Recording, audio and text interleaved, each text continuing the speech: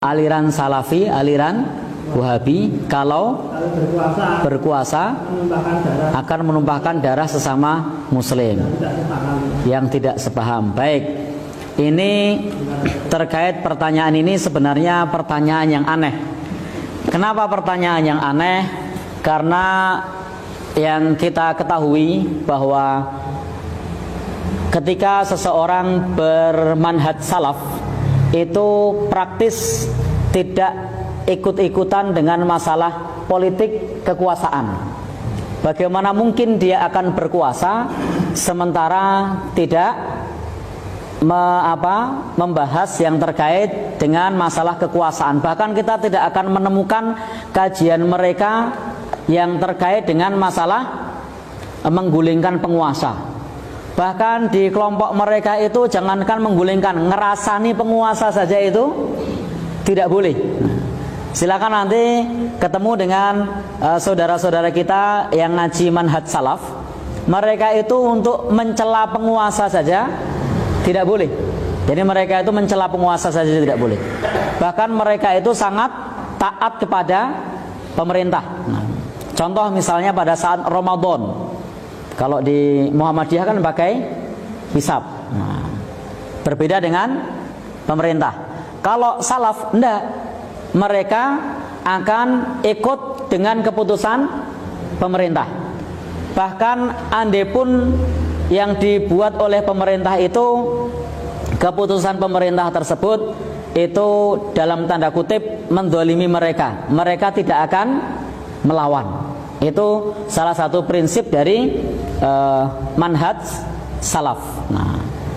Jadi itu pertanyaan yang agak aneh, karena tidak, bagaimana mungkin kemudian mereka merebut kekuasaan kemudian berkuasa dan menumpahkan darah kaum muslimin. Karena konsep dalam salaf itu konsepnya adalah bahwa kebaikan itu bukan dari atas, bukan dari kekuasaan, tetapi dari pribadi masyarakat yang baik nanti akan membentuk pemerintahan yang baik. Jadi dari masyarakat yang baik akan membentuk pemerintah yang baik. Karena kalau masyarakatnya ini tidak baik, dengan cara apapun kita membentuk atau memilih pemimpin, maka karena bibitnya bukan bibit yang baik, maka hasilnya tidak baik. Saya kasih contoh. Bapak Ibu pernah makan kacang? Pernah ya? Kalau kacangnya itu semuanya isi 3, mau dimakan dengan cara merem, dapatnya isi 3. Dengan cara terbuka, dapatnya isi 3. Diambil pakai tangan kanan, dapatnya isi 3. Diambil pakai tangan kiri, makanya tetap tangan kanan, dapatnya tetap isi 3. Karena semua bibitnya kacangnya baik. Tapi kalau kemudian kacang ini kopong-kopong, gombong-gombong, mau dilihat dengan merem, diambil dengan merem, kopong, melek, kopong, tangan kanan, kopong, tangan kiri, kopong. Konsep dalam manhaj salaf itu adalah kalau semua rakyat baik, maka pemimpin yang tampil adalah orang yang baik. Kalau semua rakyat amanah, maka pemimpin yang tampil adalah amanah. Tapi kalau rakyat ini adalah rakyat yang sudah terbiasa korup, biasa bikin nota palsu, biasa bikin LPG fiktif, biasa bikin saksi palsu, biasa rapel tanda tangan, nanti kalau berkuasa ya kurang lebih sama. Jadi konsepnya adalah membentuk masyarakat yang mereka semua adalah orang-orang yang baik. Jadi di manhaj salaf itu tidak ada kamusnya revolusi, itu tidak ada.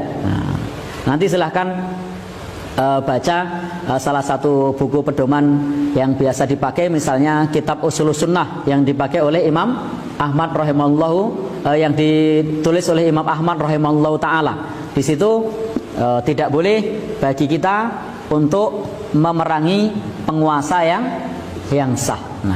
Kalau kemudian Bapak dan saudara yang berbahagia yang dirahmati Allah Subhanahu wa taala, terkait mengenai masalah Wahabi, saya tidak paham apa yang dimaksud dengan Wahabi. Jadi silahkan nanti teman-teman, bapak-bapak dan saudara yang berbahagia yang dirahmati Allah Subhanahu wa taala, karena Wahabi ini lebih kepada stigma, bahkan hampir-hampir nyaris tidak kita temukan organisasi yang namanya Wahabi. Kalau misalnya ada, itu terdaftar di Kementerian Hukum dan HAM kapan, berdiri tahun berapa, itu tidak ada. Yang tidak pernah ada ormas yang namanya Wahabi.